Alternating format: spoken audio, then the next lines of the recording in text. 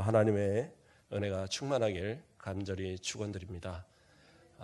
제가 어제도 또 며칠 동안 계속 이 핸드폰을 보면서 혹시라도 예배 못 드리게 할까봐 얼마나 가슴을 졸이면서, 또 오늘 예배 드리면서 우리 성도님들 안 나오면 어떡하나, 재미듦이 부족하여 뭐 그런 걱정을 괜히 했던 것 같아요.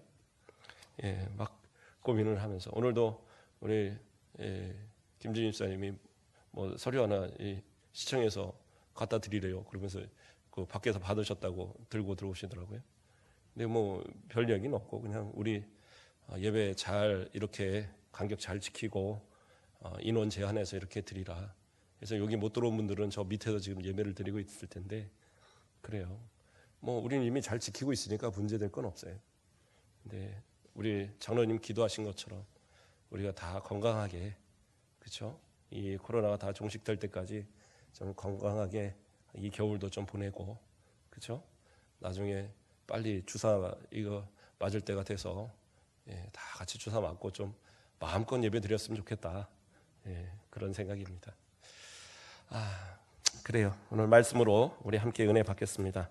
오늘 말씀의 제목은 주를 위한 감사입니다. 주를 위한 감사. 11월 동안 그래요. 성례주의를 제외하고는 제가 감사에 대해서 계속 말씀을 드리고 있어요. 오늘도 감사에 대한 이야기들을 좀 나눠볼 건데요. 정말 1년을 돌아보면 그래요. 코로나 때문에 힘들기도 하고 경제적으로 어려움도 있었긴 하지만 생각해보면 감사가 너무 많은 것 같아요. 그렇죠?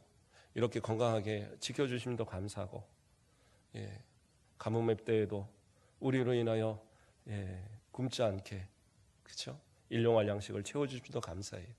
그렇죠? 아유, 목사님 가뭄이 무슨 근데 이제 직장에서 혹시 못 다니시고 또 월급이 깎이고 그러면 그게 가뭄이죠. 뭐 지금으로 말하는.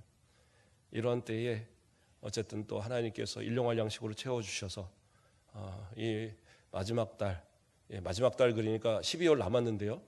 교회에서 이제 행정적으로 11월 회기이기 때문에 그렇게 우리 장로님도 기도하신 것 같아요.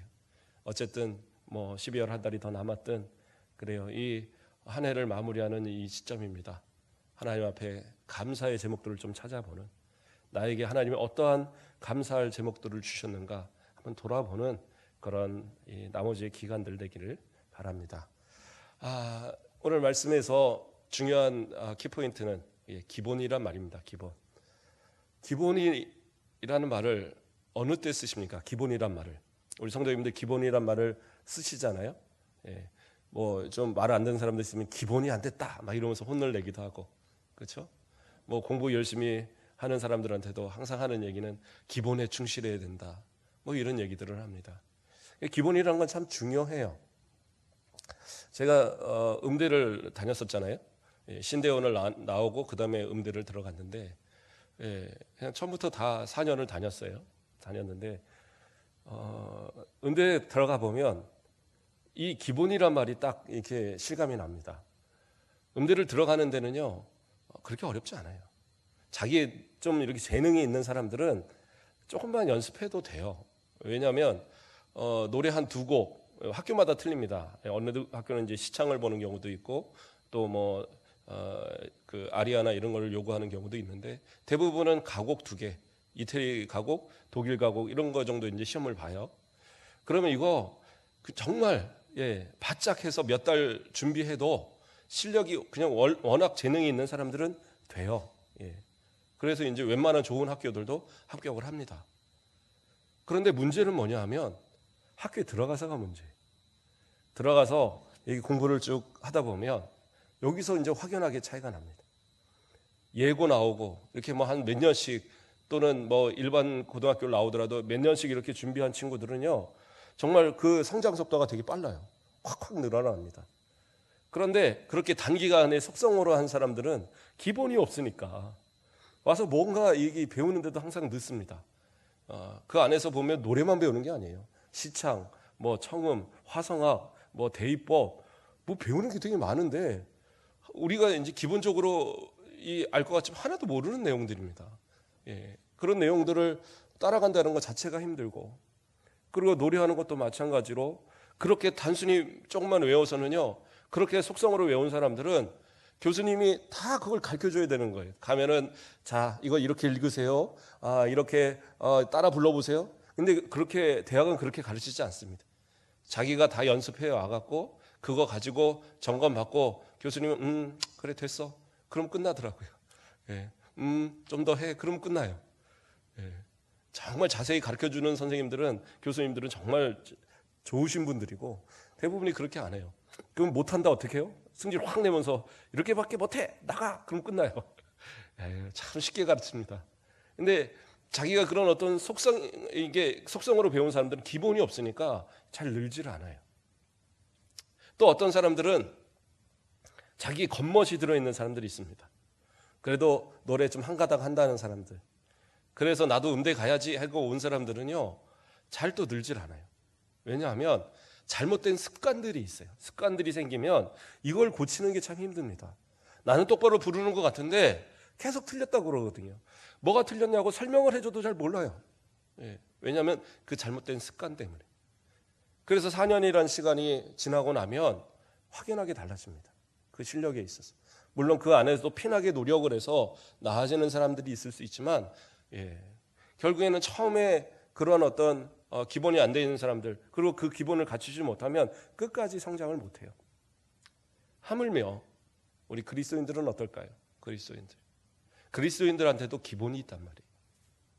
기본이 없으면 성장을 못해요. 기본이 없으면 신앙인다운 모습이 드러나질 않아요. 그러면 제가 뭐 속성으로 배웠나요? 그럴 수도 있죠. 그냥 누군가가 교회 가자니까 그냥 나도 모르게 끌려왔다가 그냥 그 모습 갖고 평생을 그렇게 신앙생활하는 분들도 있어요. 근데 그게 옳은 모습은 아니라는 거예요. 오늘 말씀을 들으면서 한번 우리 그 기본이 무엇인가를 좀 생각해보고, 그 기본을 바닥에다 좀 깔아놓고 그리고 신앙생활 할 수 있는 그러한 모습, 그래서 그 신앙이 막 성장하고, 그렇죠? 주님 앞에 딱 갔을 그때에는 야, 너 참 대단하다, 이렇게 신앙이 성장을 하고 이렇게 아름다운 신앙 가지고 왔느냐, 좀 칭찬받을 만한 그러한 모습이 되어지는, 우리의 모습이 되어지자는 얘기입니다. 우리 진짜 믿음의 성장, 그래서 정말 기본을 갖추는 그러한 신앙인 되시길 주님의 이름으로 축원드립니다. 자, 그렇다면 기본은 무엇일까? 그래요. 기본이라고 말을 하면 또 뭐 여러 가지 이야기를 하실 수 있을 겁니다. 어떤 분들은 그래요. 믿음이 중요하죠. 그래요. 믿음이 당연히 중요합니다. 믿음이 아니고는 구원받지 못해요. 믿음을 통해서 우리의 삶이 정말 변화되어지고, 그렇죠? 그래서 성화의 단계, 영화의 단계에 이르기까지 계속 나아가야 돼요. 그런데 이 과정이 그렇게 간단한 과정은 아닙니다. 믿는 과정도, 또 믿음으로 인해서 저 영원한 천국에 들어가는 그런 과정도 쉬운 건 아니에요. 그래서 우리는 그냥 간단하게 생각을 하지만 학자들은 보통 그 9단계까지도, 그래서 신앙의 서정, 구원의 서정, 그래서 9단계 정도 이상을 얘기를 해요. 그런데 뭐 오늘 그것을 설명하고자 하는 건 아니고요. 그래요. 그럴 수 있어요. 그런 어떤 믿음의 과정들, 이런 과정을 잘 내가 지키고 그 단계를 하나하나 넘어가야지, 그래야지 내가 구원받는 그러한 믿음이죠. 그러니까 그것이 기본입니다. 그래요. 믿음은 기본이 맞는데, 그렇다면 믿음이라는 것을 우리는 어떻게 갖고 있느냐? 히브리서 11장 6절 말씀을 보면, 믿음이 없이는 하나님을 기쁘시게 하지 못하나니 하나님께 나아가는 자는 반드시 그가 계신 것과 또한 그가 자기를 찾는 자들에게 상 주시는 이심을 믿어야 할지니라. 그래요. 분명하게 믿음이 있어야지 하나님을 기쁘시게 한다라고 성경은 이야기해요. 그래요. 믿음입니다. 믿음이 기본이에요. 그런데 그 믿음을 우리가 무엇으로 드러낼 거냐? 저는 이것을 기본으로 이야기하는 거예요. 야고보서 2장 18절 말씀을 보면, 어떤 사람은 말하기를 너는 믿음이 있고 나는 행함이 있으니 행함이 없는 내 믿음을 내게 보이리라. 나는 행함으로 내 믿음을 내게 보이리라. 뭐예요? 믿음이 있느냐라는 거죠. 진짜 믿음이 있다면 그 믿음을 한번 보여보라는 거예요. 그래요. 구원에 또 내가 예수 믿는 것에 가장 기본이 믿음이라고 말했다고 한다면 그 믿음을 보여줄 수 있어야 되잖아요. 그럼 보여주는 건 뭐냐는 거예요. 그게 기본인 겁니다. 보여줄 수 있어야지 그 믿음이 기본이 되는 거지, 보여주지 못하는 믿음이라면 믿음이 아닌 거예요. 그럼 무엇으로 보여야 되느냐? 종교개혁자 마틴 루터라는 분이 있어요. 알죠? 제일 먼저 종교개혁을 일으켰던, 그 목숨을 걸고 오직 믿음으로만 구원받아요 라고 주장했던 그가 고백한 말씀이 있어요. 뭐라고 고백했느냐? 감사란 기본적인 그리스도인의 태도다라고 얘기했어요. 그러니까 감사가 그리스도인의 기본적인 태도래요. 오직 믿음을 주장했던 그 루터가 얘기하는데 그리스도인의 기본은 뭐냐? 감사다라고 얘기하고 있다는 거예요. 그러니까 믿음이라는 것은요, 감사를 통해서 드러나야 되는 거예요. 감사가 없는 사람은 그 믿음이요, 진짜라는 보장이 없다라는 거예요. 그래서 우리의 믿음은 감사라는 것으로 드러나서 사람들이 볼 때에 저 사람의 믿음은 저 감사구나 라고 그렇게 알 수 있어야 된다라는 거예요. 또 종교개혁자 존 칼빈, 루터보다는 우리는 좀 칼빈이 가깝죠. 칼빈도 이렇게 이야기했습니다. 하나님으로부터 은혜 받으면 감사하는 마음이 일어나야 한다. 은혜를 받았다는 건 뭐예요? 내가 예수 그리스도를 믿어서 구원받았다는 거예요. 하나님께로부터 구원을 받았으면 나는 뭐예요? 감사가 일어나야 된다는 거예요. 그러니까 종교개혁자들이 하나같이 하는 얘기가 뭐냐? 진짜 믿어? 진짜 구원받았어? 그럼 뭐예요? 내게 감사가 드러나야 된다는 거예요. 그러니까 감사가 없는 믿음, 감사가 없는 그런 성도, 그 모습은 진짜 구원받은 성도의 모습이다라고 자신할 수 없다라는 거예요. 저는 감사를 한마디도 해본 적이 없는데 그러면 저는 구원 못 받은 건가요? 아니, 구원 못 받았다는 얘기가 아니라 증거로 드러나는 게 감사라는 얘기예요. 그러니까 어떻게 해요? 내가 믿음으로 구원 받았다고 여긴다면 감사를 자꾸 드러내세요. 감사를 드러내면 되시는 거죠. 제가 이 말을 잘 못해서. 아니요, 감사라고 말하는 게 그렇게 힘드십니까? 어떤 며느리가 그랬다고 그러더라고요. 저희 외할머니 사시는 동네에 살던 어떤 며느리가 시어머니한테 한 번도 어머니라는 소리를 안 했대요.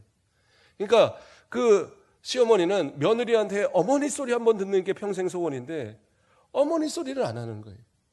그럼 뭐라고 부르냐고 물어봤더니 저기서 저기요, 뭐 그렇게 부르는 거예요, 그냥. 그러니까 당연히 어머니 해야 되는데 그걸 못 하고 돌아가실 때까지 그 어머니 소리를 못 듣고 돌아가셨다는 그 얘기를 하더라고요. 아마 하나님께서 우리에게 원하시는 것은 감사인데 내가 감사가 드러나지 않는다면, 그래 믿은 거 안다, 그래 너 믿어서 구원받도록 내가 다 모든 거 다 줬는데 그런데 왜 네 입술에 감사가 없느냐? 아시면서. 그렇죠, 하나님 다 아시겠죠. 그러나 그 감사가 우리를 통해서 드러나야 된다라는 거예요. 지난주에 설교 말씀에 우리가 그 본문으로 잡았던 시편 50편 23절에 뭐라고 나옵니까? 감사로 제사를 드리는 자가 나를 영화롭게 하나니 그의 행위를 옳게 하는 자에게 내가 하나님의 구원을 보이리라. 뭐라고 했었어요? 나의 구원을 보이는, 하나님의 구원을 보이는, 다시 말해서 구원받는 사람들은 어떠한 사람들이 구원받느냐? 감사로 하나님께 예배드리는 자라는 거잖아요. 그러니까 하나님은 감사를 받으시길 원하시는 거예요. 우리를 구원하시고 우리를 믿음으로 우리를 구원하시는 그 은혜가 왜 우리에게 주셨느냐? 감사로 예배 받으시기 위해서. 그래서 진짜 구원받은 성도라고 한다면 우리는 하나님 앞에 감사로 예배를 드려야 되거든요. 그러면 우리는 진짜 감사로 예배를 드리고 있으십니까? 여러분, 가인과 아벨 아시죠? 가인과 아벨, 그 가인의 예배는 하나님 받지 않으셨어요. 아벨의 예배만 받으셨습니다. 가인의 제사, 그 제물을 드린 건 뭐였습니까? 땅의 소산으로 드렸어요. 아벨의 제사는 양의 첫 새끼와 그 기름으로 드렸습니다. 그러면 무슨 차이가 있었습니까? 어떤 분들은 이야기합니다. 정성이 부족해서. 그것도 말이 되겠죠. 또 어떤 분들은 얘기합니다. 아벨은 피가 있는 제사를 드렸는데 가인은 피가 없는 제사를 드렸으니까 하나님 안 받으셨다. 그런데 레위기에서 제사에 대해서 가르칠 때 소제라는 것이 있거든요. 그것은 피가 없는 제사입니다. 그러니까 피가 없는 제사를 드렸다? 그것도 100% 맞는 얘기는 아니에요. 근데 오늘 히브리서 11장 신약 성경에서 뭐라고 얘기하느냐, 이 사건을 믿음으로 아벨은 가인보다 더 나은 제사를 하나님께 드림으로 라고 얘기하고 있어요. 뭐예요? 믿음으로 드렸다라는 거죠. 믿음으로 하나님 앞에 드렸을 때에 가인의 제사는 아벨의 제사는 받으셨고, 믿음으로 드리지 않으니까 가인의 제사는 받지 않으셨다라는 거예요.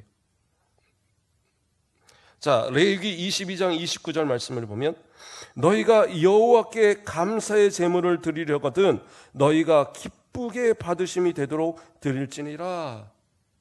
자, 믿음으로 드리는 예배를 하나님이 받으셔서 믿음으로 드리는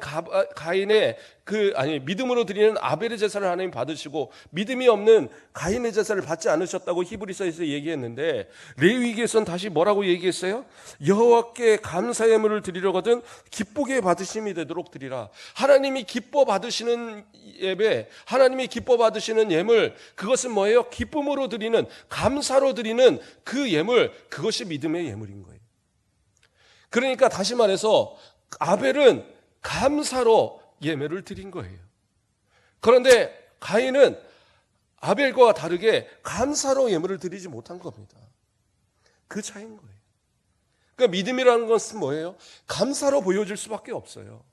오늘 이 시간 예배를 드리는 우리 성도님들, 저도 마찬가지고 우리 장로님들, 권사님들, 안수집사님들, 집사님들, 우리 성도들 다 마찬가지입니다. 하나님 앞에 예배 드리면서 감사 없이, 저는 이 시간 나와서 이 자리에 예배 드렸잖아요.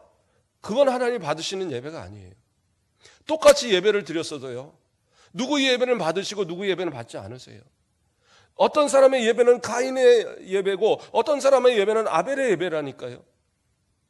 제가 그 가인처럼 그런 나쁜 마음 갖고 예배 드렸습니까? 아니요. 가인이 나쁜 마음 가지고 예배 드렸다고 성경은 한 번도 나오지 않아요.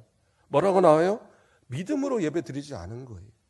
근데 그 믿음은 뭐예요? 하나님을 기쁘시게 하는 믿음이어야지 그게 진짜 믿음이라는 거예요.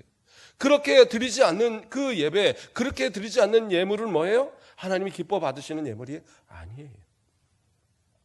그러면 어떻게 그렇게 하나님이 기쁘시지 않는 예물을 드렸느냐? 레위기 22장 20절 말씀을 보면, 흠이 있는 것은 무엇이나 너희가 드리지 말 것은 그것이 기쁘게 받으심이 되지 못할 것임이라. 뭐예요? 그 제물을 드림에 있어서 흠이 있는 것을 드리지 말라. 이것은 물질을 잘 드리라 이런 개념이 아니에요. 물질을 갖다가 이렇게 좋은 거, 가장 최고의 것 드려라, 이게 아니라 흠이 없는 것. 하나님이 받으실 만한 것은 뭐예요? 그 감사는 흠이 없는 감사여야 돼요. 그냥 대충 갔다가 아이고 그래 오늘 가서 시간이나 때우고 오지, 이게 예배가 아니라니까요. 내게 가장 흠이 없는 것으로 하나님 앞에 드려지는 진짜 감사의 예배, 이걸 하나님은 원하고 계신다라는 거예요. 말라기 1장 13절 말씀을 보면, 만군의 여호와가 이르노라 너희가 또 말하기를 이 일이 얼마나 번거로운고 하며 코웃음 치고 훔친 물건과 저는 것 병든 것을 가져왔느니라. 너희가 이같이 봉헌물을 가져오니 내가 그것을 너희 손에 받겠느냐, 이런 여호와의 말이니라. 자, 하나님께서는 재물을 원하시는 게 아니에요. 뭐라고 그랬어요? 이 일이 얼마나 번거로운고, 이런 마음 갖고 드리지 말라는 거예요. 이건 감사의 예물, 이 모습도 아니고 흠이 없는 그런 제사도 아니고, 이것은 기쁘시게 받으실 만한 그런 예배가 아니다라는 거예요. 그러니까 하나님 뭐라고 그래요? 이런 거 너희 손에서 이거 받을 수 있겠느냐? 이거 내가 과연 받을 수 있겠느냐? 이렇게 이야기하고 있다라는 거예요. 이런 모습이 돼서는 안 된다는 겁니다. 얼마나 번거로우냐? 이 시간을 들여서 하나님 앞에 지켜서 예배 드리는 거, 이게 얼마나 번거로우냐? 이 예배, 이 하루를 지켜서 하나님 앞에 이 주일을 드리는 것이 얼마나 번거로우냐? 그렇죠? 이렇게 신앙생활, 정말 삶을 통해서 믿음을 지켜가면서 살아가는 게 얼마나 번거로우냐? 그냥 대충 하면 되지. 그냥 그러면 되지. 그런 거 아니라고요. 그런 예배, 그런 이 시간, 그러한 이 하루, 이러한 삶 하나님 받으시겠냐는 거예요. 아니에요. 하나님 그런 거 원하지 않으세요. 이 모든 거 다 하나님의 거잖아요. 저 하늘도 하나님의 것, 별들도 하나님의 것, 해와 달들도 하나님의 것, 바다도 하나님의 것, 바다 속에 있는 것도 다 하나님의 것, 들에 있는 들짐승도 다 하나님의 것, 우리도 하나님의 것이잖아요. 다 모든 것 다 하나님의 것인데 하나님이 무엇이 부족해서 우리에게 받기를 원하시겠어요? 우리를 복주시기 위해서, 우리를 축복하시기 위해서. 그래서 하나님 우리에게 바치라고, 우리에게 예배를 드리라고 말씀하고 계시는데, 그 예배를 드리는 것이 무슨 아주 값비싼 것 가지고 드리라, 이거 아니에요. 뭐예요? 흠없는 것, 정성을 다해서 준비한 그 마음으로 하나님 앞에 예배 드리라고, 그거 원하신다라는 거예요. 그런데 그것을 못해요. 왜요? 아유, 얼마나 번거로운 거. 아니에요. 형식만 남아있는 예배, 그러한 모습 가지고 하나님 앞에 아무리 드려도요, 하나님 그거 기뻐 받지 않으세요. 그러한 모습이 돼서는 안 된다라는 거예요. 존 칼빈은 또, 우리 칼빈, 우리 선생님께서, 종교개혁자 칼빈 목사님께서 또 이런 얘기를 했습니다. 중보자의 희생을 통하지 않고서는 기도하는 우리의 어떤 감사도 하나님께 받아들여질 수 없다. 이 말을 다시 바꿔서 말하면 뭐예요? 예수 믿어서 예수 그리스도로 구원받은 성도들은 당연하게 그 입술에서 감사가 나올 수밖에 없다는 거예요. 그러니까 중보자를 통해서, 예수 그리스도를 통하지 않는 감사는 하나님이 받지 않으세요. 그렇다면 다시 말해서 예수 그리스도를 통한 성도는 하나님께서 받으실 만한 감사를 드리는 성도라니까요. 그게 진짜 신앙인의 모습이다라는 거예요. 최근에 죽은 그 헐리우드 배우 한 사람이 있습니다. 블랙팬서라는 영화의 주인공. 그렇죠? 아세요? 예. 저도 이름은 정확하게 몰랐는데 체드윅 앨런 보스만이랍니다. 예. 체드윅이라고 보통 그냥 부르는데, 이 사람이 죽기 전에 친구에게 이런 고백을 했대요. 이 순간 숨을 쉬며 하루의 독특한 아름다움과 경이로움에 대해 하나님께 감사드린다. 그냥 간단하게 얘기하면, 이 하루 내가 숨 쉬고 이 아름다운 하루를 내가 살 수 있음이 하나님 앞에 감사합니다, 이 고백하는 거예요. 대장암 말기로 수술해도 더 이상 살 수 없는 그러한 소망 없는 그 가운데 그 마지막 하루를 살아가면서 그 고백하는 것이 뭐예요? 하나님 감사합니다, 이 하루 살아갈 수 있게 하심을, 이 하루 숨쉬게 하심을 감사합니다, 그 고백을 드렸다는 거예요. 어쩌면 그 고백하는 그 하루가 마지막일지 모르는데, 내가 과연 며칠이나 살 수 있을 그런 소망이 없는 그 순간인데, 그래도 그는 이 하루의 숨쉼을 감사하고 이 하루에 하나님을 향하여서 감사할 수 있는 그 모습을 지키는 그러한 모습이었다는 거죠. 그리고 그가 또 고백을 했습니다. 뭐라고 고백하느냐? 그 어떤 순간에도 하나님이 창조하신 것들의 모든 순간에 즐거워할 수 있어야 한다. 그 마지막 순간조차도 하나님 주시는 이 만물을 바라보고 그 자신의 신앙을 지키며 고백하는 것이 뭐냐? 하나님 앞에 즐거워해야 한다. 어떻게 보면 사경을 헤매고, 어떻게 보면 암의 고통으로 참지 못할 그 순간에도 그는 뭐예요? 즐거워해야 한다. 하나님이 주신 이 삶을, 이 창조물을 누리는 것에 감사해야 된다. 그게 그의 고백이었다는 겁니다. 우리의 믿음은요, 감사가 회복되어야 돼요. 감사하는 신앙이 진짜 감사고, 감사하는 그리스도인들이 진짜 그리스도인이고, 감사로 드리는 그 예배를 하나님이 받으시는 거고요.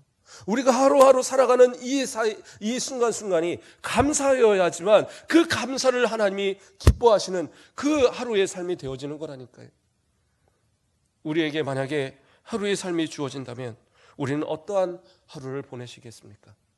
하나님께서 그래, 너 언제 내가 데려갈 거야 라고 딱 정하시고, 그리고 알려주시고 이 삶을 살으라, 그러면 어떻게 하시겠어요? 그냥 못 논 거 그냥 한꺼번에 다 놀고 가야죠. 먹지 못한 거 한꺼번에 다 먹고 가야죠. 이러시겠습니까? 아니요. 그 하루를 감사로 보내십시오. 하나님 앞에 감사할 수 있는 진짜 그 신앙, 오늘 하루가 나의 마지막이라 생각하고 하루하루를 하나님 앞에 감사할 수 있는 신앙, 그게 진짜 신앙인의 믿음이요, 진짜 신앙의 기본이라는 사실입니다. 저 여러분은 좀 그러한 감사의 삶을 사는 저와 여러분 되시기를 간절히 축원드립니다. 그렇다면 성도는 삶 속에서 어떻게 감사를 지켜야 됩니까? 중요한 것은요, 기본은 뭐냐? 말부터 시작하는 것 같습니다. 성도는요, 감사의 말을 해야 돼요. 감사의 말을. 에베소서 5장 3절에서 4절 말씀을 읽어드립니다. 음행과 온갖 더러운 것과 탐욕은 너희 중에서 이름조차 부르지 말라. 이는 성도에게 마땅한 반이라. 누추함과 어리석은 말이나 희롱의 말이나 희롱의 말이 마땅치 아니하니 오히려 감사하는 말을 하라. 뭐라고 그래요? 누추함, 어리석은 말, 희롱의 말. 이건 무슨 말이냐면요, 이거는 성적인 그러한 희롱, 성적인 어떤 그런 농담을 이야기하는 거예요. 사람들이요, 가장 남자들이 모이고 또는 뭐 이렇게 모여서 쉽게 친한 사람끼리 하는 말들 중에 그런 어떤 성적인 농담들을 쉽게 얘기합니다.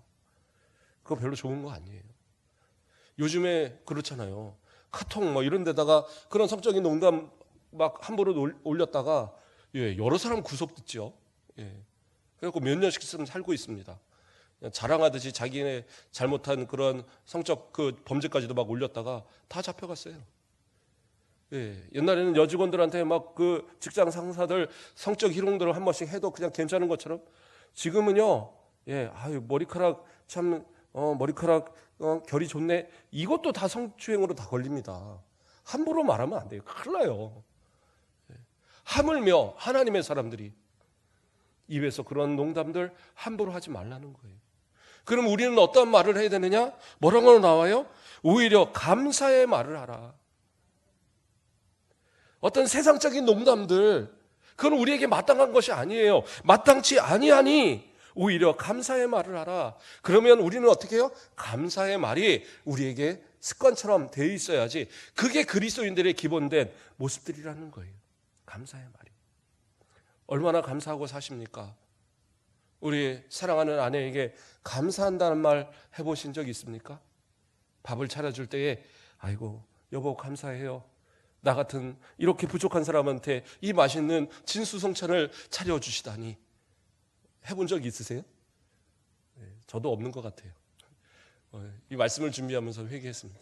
내가 그렇게 했어야지 더 맛있는 음식을 해줄 텐데. 감사합니다 한번 해보세요. 그럼 반찬이 달라지겠죠. 남편한테도 좀 감사한다고 얘기해 보세요.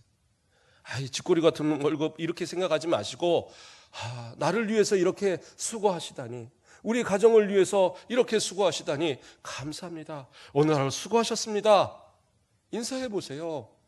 그렇게 감사하면 왜 남편이 그 밤늦게까지 안 들어오고 밖에서 겉돌겠습니까?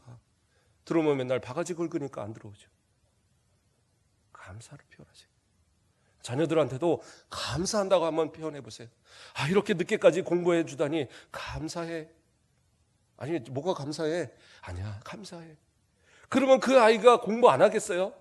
우리 아버지가 감사한다는데, 우리 어머니가 감사한다는데, 그냥 이렇게 잘 커주는 것만 해도 감사해. 뭐 꼭 점수 잘 받아서가 아니라 그냥 건강하기만 해라. 그것도 감사합니다. 그러면 어떻게 해요? 그 감사를 들은 자녀가 얼마나 건강하게 잘 크겠어요. 잘 먹고 잘 크고 또 부모에게 기쁨이 되고자 얼마나 노력하겠어요. 그렇죠? 부모에게도 감사합니다. 어떤 분들은요, 자기 다 죽을 날 다 됐는데도 돌아가신 부모님을 원망하면서 죽는 분들이 있어요. 그러지 마세요. 키워주신 것만 해도 감사하잖아요. 갖다 버리지 않은 것만 해도 감사해요. 낳아주신 것만 해도 감사해요. 안 낳아주셨으면 내가 어떻게 있어요? 안 길러주셨으면 어떻게 있습니까? 남들처럼 못 입혀줬다고요? 남들처럼 못 가르쳐줬다고요? 옛날에 다 그렇게 살았어요. 부잣집이 얼마나 있었고, 그렇게 유학 보내는 사람이 얼마나 있었고, 대학 보내는 집이 얼마나 있었어요. 어떤 사람들은요, 집에서 안 해줘도 공부하는 분들이 있더라고요. 저희 있던 교회 어느 대학 교수님 하시는 분이 있어요. 그 어머니가 저한테 얘기하시더라고요. 어머니 권사님이 저는 우리 자식들한테 해준 게 없어요. 어떻게 대학 교수까지 됐는데 그래도 이렇게 잘 밀어줬을 거 아니에요? 아니에요. 지가 신문 배달해갖고 용돈 벌고 학습지 배달해갖고 그 한 장씩 얻어갖고 가서 공부해서 지가 그 좋은 대학 가더라고요. 그리고 대학 교수까지 됐어요. 아니, 부모가 해준 거 없어도 잘 될 놈 지가 한다니까요. 그런데 뭘 두고 그렇게 불평을 하십니까? 감사하시라고요. 감사하면은요, 누가요? 하나님이 채워주시는 거예요. 감사하는 자의 그 기쁨을, 감사하는 자의 그 고백을, 그 예배를 하나님이 받으시면 하나님이 다 책임져 주실 텐데, 하나님은 더 크신 하나님 앞에, 아버지 앞에 구하면 되는 거지. 왜 내 육신의 부모에게 불평을 합니까? 감사하시라는 거예요.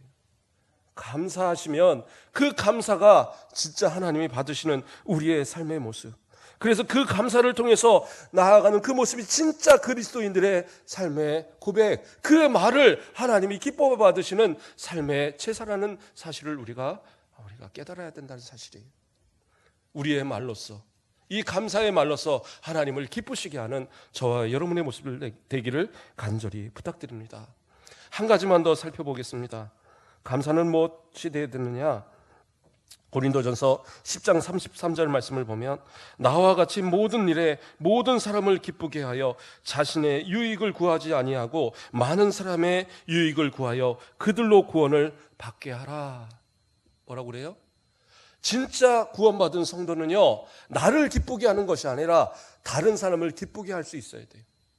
그 모습을 통해서 다른 사람들이 어떻게 돼요? 구원을 받게 한다라는 거예요. 진짜 구원받은 성도들은요, 그 감사를 통해서 다른 사람을 주님 앞으로 이끌 수 있는 그러한 감사의 모습이 드러나야 되는 거예요. 나는 감사하는데 다른 사람들이 감사하지 못한다? 그러면 그건 올바른 감사의 모습이 아니에요. 고린도전서 10장 32절에 뭐라고 나와요? 유대인에게나 헬라인에게나 하나님의 교회에나 거치는 자가 되지 말고, 다른 사람들에게 거치는 자가 되면 그러한 사람들의 감사는 온전한 감사가 아니에요. 다른 모두가 감사할 수 있도록 때로는 내가 좀 희생도 하고 좀 헌신도 하고 손해도 보고, 그게 진짜 감사하는 사람들의 모습이라니까요. 저는 우리 교회 와서 깜짝 놀란 일이 있습니다. 우리 남자분들이 치실이도 진짜 집안일을 안 하는가 봐요. 교회에 와서 그래요, 청소는 같이 하시더라고요. 너무 감사한데 부엌에를 안 들어가요. 왜? 그러니까 어느 날 김장을 하는 걸 제가 보니까 여자들만 모여 있어요. 아, 이것이 얼마나 힘들까. 제가 그냥 이렇게 손 이렇게 다 걷고 들어가서 열심히 그 양념을 제가 버무려 드렸어요. 그랬더니 하는 얘기가, 이 양념을 버무릴 때 남자들이 와서 한 건 처음입니다. 역시 우리 목사님 최고, 그러더라고요. 우리 안수 집사님들이나 장로님들이 팔 걷고 와서 그거 한 번만 해줬으면 우리 장로님 최고, 우리 안수 집사님 최고 했을 텐데 왜 그걸 못해요? 와서 하면 되는 거지. 그러면 우리 권사님들이, 우리 집사님들이 얼마나 기뻐하겠어요. 1년 내내 우리 장로님이 버무려진 김치 이러고 먹을 텐데, 평생의 전설로 남아있을 텐데, 그때 우리 김영철 장로님이 그렇게 버무려졌더라. 아마 교회에 아버지 나올지도 몰라요. 우리 장재기 장로님, 이거 얘기해도 되나 모르겠어요. 우리 장재기 장로님은 그래도 내가 뭔가를 도와주긴 해야 될 텐데, 여보, 그거 내가 페인트 할 때 빙글빙글 돌리는 거 있잖아. 거기다 주걱 몇 개 달아놓으면 이거 될 텐데 그거 하면 될까? 그거 할 바야 와서 이거 버무려 주지요.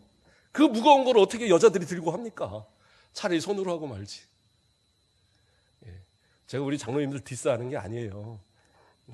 우리 남자들 좀 그렇게 하자는 얘기예요. 남자들 얼마나 집에서 안 하면 교회 와서 그렇게 티를 냅니까? 안 하는 거를. 그렇죠?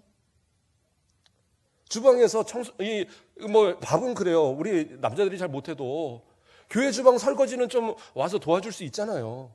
그냥 몇 번 헹궈갖고 그 기계에서만 넣으면 되는데 그거 한번 해주는 사람이 없더라고요.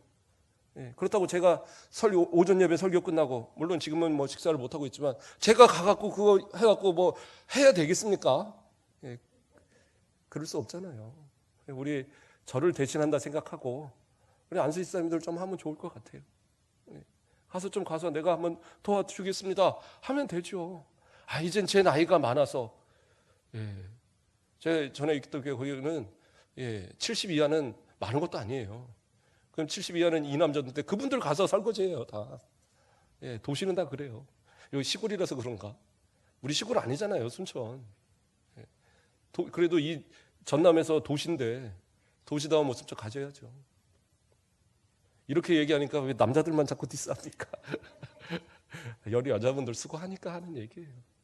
누군가를 좀 기쁘게 할 만한 희생, 누군가를 기뻐할 만한 헌신, 그 한 가지의 헌신 가지고도 모두가 기뻐할 수 있는데 그것을 통해서 이러한 장로님, 이러한 권사님, 이러한 집사님 다니시는 교회 나도 다녀봐야지, 그러한 마음 갖도록 직장에서도 또 헌신된 모습 보여주시고, 가정에서도 헌신된 모습 보여주시고, 이웃들 가운데서 좀 헌신된 모습 보여주시고, 그러한 모습을 통해서 다른 사람들을 구원으로 이끌 수 있는 그러한 모습들을 보이라고요. 그게 진짜 하나님이 기뻐하시는 감사의 삶이라고 성경이 이렇게 우리에게 이야기하고 있잖아요. 고린도전서 10장 30절로 31절, 만일 내가 감사함으로 참여하면 어찌하여 내가 감사하는 것에 대하여 비방을 받으리요. 그런즉 너희가 먹든지 마시든지 무엇을 하든지 다 하나님의 영광을 위하여 하라. 감사하는 것이 왜 비방을 받아야 되냐는 거예요. 그럴 수 없잖아요. 저는 이 코로나 이 시국에 교회가 자꾸 비방을 받는 것이 마음이 아파요. 예배 드리는 게 왜 죄예요? 모여서 이렇게 드리는 게 왜 죄입니까? 그러나 몇 교회처럼 마스크가 필요 없다, 모여서 마음대로 한다, 이건 안 되죠. 그건 비방받을 만해요. 신앙으로 비방받아서는 안 돼요. 누가 와도 우리 예배 드리는 것 같고 비방할 수 없게 만들어놔야 돼요. 그게 중요한 겁니다. 우리 가곡교회요? 그래도 가곡동에서, 이 순천에서 가장 먼저 명부 쓴 교회가 우리 교회예요. 예. 우리는 다 하는 줄 알았더니 우리 전사님한테 와서 그랬대잖아요. 이 검사하러 온 사람이 이렇게 빨리 하세요? 얘 처음인 것 같은데요? 그러더라는 거예요. 지키면 되는 거잖아요. 이렇게 마스크 끼고 이 간격해서 예배 드린 거 우리가 제일 먼저 하고 있는 거예요. 물론 다른 교회에서는 문 닫았지만 우리는 그거부터 시작했고, 그러니까 욕먹지 않을 수 있는 부분 만들어 가는 거잖아요. 우리 전사님이 그 농약통 들고 거기다가 소독약 넣어갖고 소독하고 그래요. 그렇게 우리 그렇게 하잖아요. 그뿐입니까? 예. 정말 이렇게 점심 식사하는 거 하지 말라고 그러길래, 좀 방법을 알려달라 얘기하니까 방역 잘 지키라. 아마 칸막이 해놓은 교회 우리 순천에서 우리 교회밖에 없을걸요? 지킬 거 다 지키잖아요. 그래도 욕먹으면 어쩔 수 없어요. 가곡동에도 이 코로나 오는데 진짜 막 겁나더라고요. 그러나 지킬 거 지키면 되는 거예요. 그래서 안 되는 것은 어쩔 수 없잖아요. 거기 저한테 행정명령서 그래서 갖고 온 거 보니까 딴 거 없어요. 그거예요. 이렇게 지켜서 앉고 위아래 나눠서 앉고 방송 이렇게 내려서 아마 이렇게 또 예배 드릴 수 있는 거 아마 우리 교회 정도밖에 없을 거예요. 이렇게 해서라도 이렇게 지켜가는데 이 정도 하면 되는 거 아니에요? 그러니까 이렇게까지 해서 되는 데는 괜찮아요. 책임 안 져도 돼요. 그런데 우리가 지키지 않으면서 문제가 있을 때는 책임져라, 그 얘기더라고요. 우리가 욕먹을 이유가 없어요. 우리의 믿음을 지키는 데 있어서 비방받지 않도록 노력해야 돼요. 그런데 그렇게 노력함에도 비방받으면 그리스도를 위해서 당하는 고난이에요. 그건 괜찮아요. 삶 속에서 우리 믿음 잘 지키자고요. 하나님 앞에 그 믿음으로 감사하자고요. 우리의 감사를 통해서 많은 사람들에게 드러내자고요. 그들을 통해서 우리의 감사가 그들을 구원으로 이끄는 그러한 통로가 또 되어보자고요. 우리의 희생을 통해서 더 많은 사람들이 하나님 앞에 감사할 수 있도록, 그리고 우리가 믿음을 잘 지켜서 또 이렇게 조심해서 이 예배를 드림으로 인해서 많은 사람들한테 그리스도인들은 좀 다른 모습, 이 모습을 좀 증거할 수 있는 그러한 우리 모든 감사로 하나님 앞에 주를 위한 감사를 드릴 수 있는 저와 여러분 되시길 주님의 이름으로 축복드립니다. 기도하겠습니다. 사랑의 하나님, 감사를 드립니다. 우리는 어떠한 기본을 가지고 하나님 앞에 나와 예배를 드립니까? 감사가 바탕이 된 믿음으로 예배를 드립니까? 아니면 그저 저는 것, 눈먼 것, 형식에 따라 드리는 그러한 예배를 드리고 있습니까? 주님, 우리의 부족함을 용서하여 주시고 우리로 감사가 회복되게 하여 주시고 우리의 감사로 드리는 이 예배를 하나님 흠양하시고 기뻐하시는 그러한 예배가 되어지도록 하나님 함께하여 주시옵소서. 또 하나님 받으시는 예배를 우리의 삶 가운데 드러내서 많은 사람들에게 유익이 되는 감사의 말만을 하게 하시고 또 우리의 행동이 많은 사람에게 유익을 끼치는 그러한 감사의 행동이 되어지도록 은혜 더하여 주시옵소서. 이 어렵고 힘든 때에도 감사로 이겨내게 하시고 주님의 주신 은혜로만 살아가는 우리 모든 성도들 되도록 축복하여 주시옵소서. 감사합니다. 예수 그리스도의 이름으로 기도드립니다. 아멘.